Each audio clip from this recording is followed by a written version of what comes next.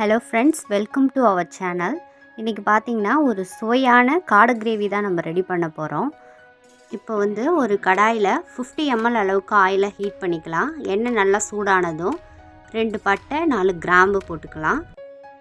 அடுத்து 6 பச்சை மிளகாவை நறுக்கி அதில் போட்டுக்கலாம். அடுத்தது ஒரு 4 பெரிய வெங்காயத்தை நைஸாக நறுக்கி வச்சுருக்கேன், அதையும் நம்ம போட்டுக்கலாம். உங்கள்ட்ட சின்ன வெங்காயம் இருந்தால் சின்ன வெங்காயமும் யூஸ் பண்ணிக்கோங்க, அது இன்னும் டேஸ்ட் நல்லாவே இருக்கும். வெங்காயம் நல்லா வதங்கட்டும்.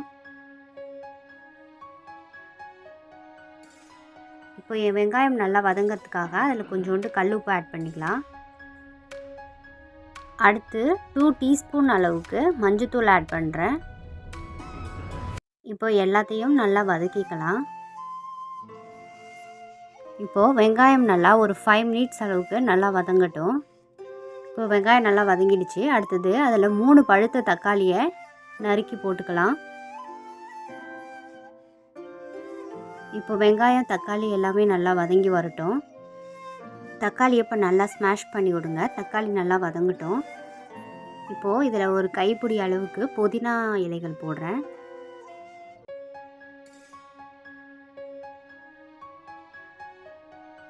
எல்லாத்தையும் நல்லா வதக்கி விட்டுக்கலாம். தக்காளி ஒரு 5 மினிட்ஸ் குக் ஆனதுக்கப்புறம் இந்த ஸ்டேஜில் நம்ம இஞ்சி பூண்டு பேஸ்ட் ஆட் பண்ணிக்கலாம். இஞ்சி பூண்டு பேஸ்ட்டாக நம்ம போடுறதுக்கு பதிலாக இடிகளில் வச்சு நம்ம தட்டி போடும்போது டேஸ்ட் இன்னுமே நமக்கு என்ஹான்ஸ் பண்ணி கொடுக்கும். இதில் ஒரு 2 சின்ன சைஸ் அளவுக்கு இஞ்சியும் 6 பல் பூண்டும் நம்ம தட்டி போட்டிருக்கோம். இப்போது இந்த இஞ்சி பூண்டு பேஸ்ட் நல்லா ஸ்மெல் போகிற வரைக்கும் நல்லா கைவிடாமல் கிளறி விட்டுக்கலாம். இப்போ பார்த்திங்கன்னா தக்காளி நல்லாவே வதங்கிடுச்சு, இஞ்சி பூண்டோட பச்சை ஸ்மெல்லும் போயிடுச்சு.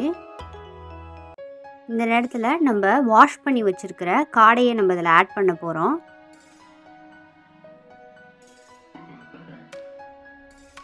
காடை வேவுறதுக்கு ரொம்ப நேரம் டைம் எடுத்துக்காது, சீக்கிரமாகவே காடை குக் ஆகிடும். இப்போது நம்ம எல்லா காடையும் ஆட் பண்ணிட்டோம். இப்போது வெங்காய தக்காளியோட காடை நல்லா ஒன்று சேர வேகிற அளவுக்கு கைவிடாமல் நல்லா கிளறி விட்டுக்குங்க. அடுப்பு ஃபுல் ஃப்ளேம்லேயே இருக்கட்டும். இந்த ஸ்டேஜில் நம்ம கறிக்கு தேவையான அளவுக்கு உப்பு ஆட் பண்ணிக்கலாம். ஆல்ரெடி நம்ம வெங்காயம் வதங்கும் போது கொஞ்சம் உப்பு போட்டோம், அதனால் இதில் கொஞ்சம் போட்டால் போதும். ஃபைனலாக நம்ம பார்த்துட்டு உப்பு ஆட் பண்ணிக்கலாம். இப்போது வெங்காயம் தக்காளியோடு சேர்ந்து காடை நல்லாவே குக் ஆகிருக்கு. இந்த ஸ்டேஜில் நம்ம கிரேவிக்கு தேவையான அளவுக்கு வாட்டர் யூஸ் பண்ணிக்கலாம். உங்களுக்கு கிரேவி எந்த கன்சிஸ்டன்சியில் வேணுமோ அந்த அளவுக்கு நீங்கள் வாட்டர் யூஸ் பண்ணிக்கோங்க. இப்போ காடையை நல்லா கிளறி விட்டுக்கலாம். ஒரு 15 மினிட்ஸ் அளவுக்கு காடை நல்லா வேகட்டும்.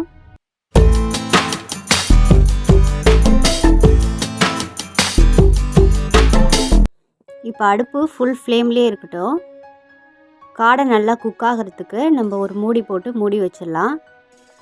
ஒரு 50 மினிட்ஸ்க்கு அப்புறம் காடை நல்லாவே குக் ஆகிருக்கு.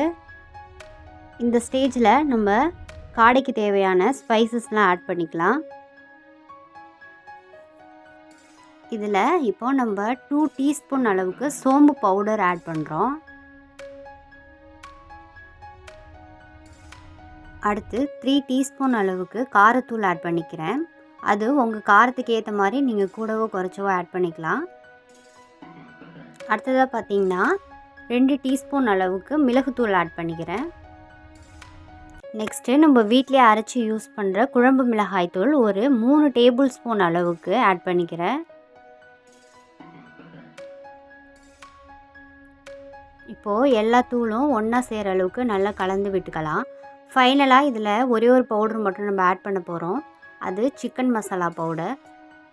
2 டீஸ்பூன் அளவுக்கு சிக்கன் மசாலா பவுடர் ஆட் பண்ணிக்கலாம். அவ்வளோதான், நம்ம ஃபைனலாக எல்லா மசாலாவும் ஆட் பண்ணிட்டோம். இப்போ எல்லா மசாலாவும் நல்லா குக் ஆகிற அளவுக்கு நல்லா ஒன்று சேர கலந்து விட்டுக்கலாம். நம்ம ஆட் பண்ண எல்லா மசாலாவும் கறியோடு சேர்ந்து நல்லா குக் ஆகட்டும். இந்த ஸ்டேஜில் உங்களுக்கு கிரேவிக்கு தேவையான அளவுக்கு உப்பு காரம்லாம் கரெக்டாக இருக்கான்னு நீங்கள் செக் பண்ணிக்கலாம். இந்த ஸ்டேஜில் உப்பு பத்தலைன்னா நீங்கள் ஆட் பண்ணிக்கலாம். இப்போ அடுப்பு ஃபுல் ஃப்ளேம்லேயே இருக்கட்டும். சுவையான காடை கிரேவி நமக்கு ரெடி ஆகிட்டுருக்கு. இப்போது எண்ணெய் பிரிஞ்சு வந்ததும் நமக்கு கிரேவி ரெடி ஆகிடும்.